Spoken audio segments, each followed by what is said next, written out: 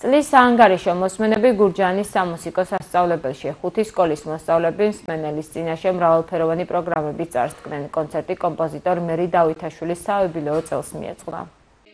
გურჯაანის სამუსიკო სკოლების გაერთიანებაში შემავალი 5-ვე სამუსიკო სკოლის მოსწავლეთა გუნდების საანგარიშო მოსმენა გაიმართა, რომელიც ეძღვნებოდა მერი დავითაშვილის საიუბილეო წელს.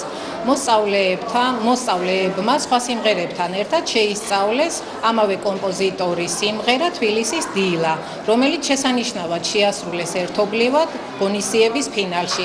ასეთი საინტერესო კონცერტები ყოველწლიურად გაიმართება. ძალიან უშუალოვანი არის ესეთი ღონისძიების ჩატარება, არა მარტო იმისთვის, რომ განვითარდნენ ბავშვები, უბრალოდ იმისთვისაც, რომ ერთმანეთს გაიცნონ და რომ შეიყვარონ ერთმანეთს და მუსიკაც შესაბამისად ამას ემსახურება.